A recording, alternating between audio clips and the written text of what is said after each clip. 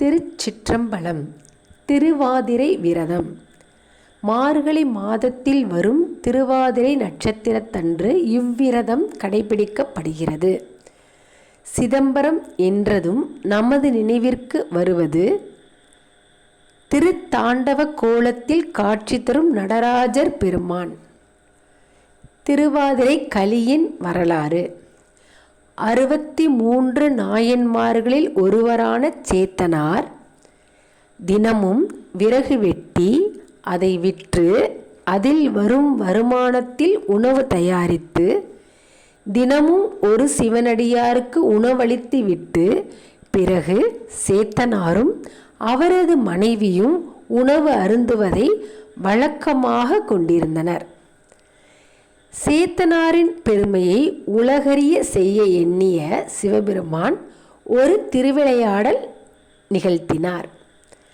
அன்று இரவு முழுவதும் மழை பொழிந்தது. காலையும் மழை பெய்து கொண்டு இருந்தது.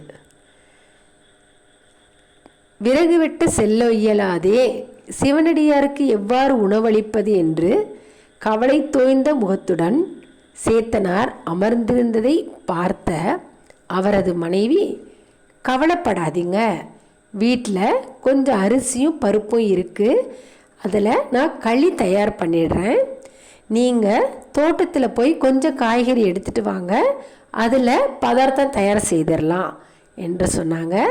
அதுபோலவே களியும் பதார்த்தமும் தயாரானது. வெகு நேரமாகியும் உணவருந்த ஒரு சிவனடியாரும் வரவில்லை. மிகவும் கவலையுடன் சேத்தனாரும் அவரது மனைவியும் அமர்ந்திருந்தனர். அப்போது சிவனடியார் உருவத்தில் நடராஜர் பெருமானே சேத்தனாரின் இல்லத்திற்கு வந்தார். அவரை வரவழைத்து உபசரித்து களியையும் பதார்த்தத்தையும் உணவாக அளித்தனர். அந்த களியை உண்ட சிவபெருமான், ஆஹா, இந்த களி மிக மிக சுவையாக உள்ளது, அமிர்தத்தை விட சுவையாக உள்ளது என்று கூறியதை கேட்ட சேத்தனாரும் அவரது மனைவியும் மிகவும் மகிழ்ச்சி அடைந்தனர். சிவபெருமான், இந்த களி இன்னும் கொஞ்சம் இருக்கா, இருந்தால் தரீங்களா, நாளைக்கு சாப்பாட்டுக்கும் அதை நான் வச்சுப்பேன் அப்படின்னு கேட்ட உடனேயே இருந்த களியையும் சிவபெருமானிடம் கொடுத்து விட்டனர். அன்று இரவு முழுவதும் அவர்கள் உணவருந்தவில்லை. அன்று இரவு அந்த நாட்டின் மன்னரின் கனவில் சென்ற சிவபெருமான், அனுதினமும் நீ தரும் நெய்வேத்தியத்தை விட இன்று நான் அருந்திய களி மிகவும் ருசியாக இருந்தது என்று கூறினார். மறுநாள் காலையில் நடராஜர் கருவறையை திறந்த சிவனடியார்கள் கருவறை முழுவதும் களி சிந்தி இருப்பதையும் நடராஜர் பெருமானின் வாயில் களி ஒட்டியிருப்பதையும் பார்த்து மிகவும் அதிர்ச்சி அடைந்தனர். இந்த செய்தி அரசர் வரை சென்றது. அப்பொழுது அரசர், இரவு நாம் அல்ல, நிஜம்தான் என்பதை உணர்ந்தார். அன்று சிதம்பரத்தில் தேரோட்ட திருவிழா. இரவு பெய்த மழையால் தேரின் சக்கரங்கள் மண்ணில் புதையுண்டு போயிருந்தனர்.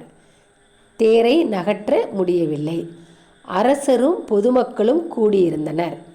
சேத்தனாரும் அவரது மனைவியும் அங்கே வந்திருந்தனர் தேரோட்டத்தை காண்பதற்கு. அப்போது ஒரு அசரீரி கேட்டது. சேத்தனாரே, பல்லாண்டு பாடுங்கள் என்று. சேத்தனாருக்கு ஒன்றும் புரியவில்லை. ஆனால் அவரை அறியாமல் அவர் பல்லாண்டு பாட ஆரம்பித்தார். 13 பதிகங்கள் பாடினார். தேர் மேலே எழும்பி ஓடத் தொடங்கியது. அதை பார்த்த அரசரும் பொதுமக்களும் சேத்தனாரின் காலில் விழுந்து வணங்கினர்.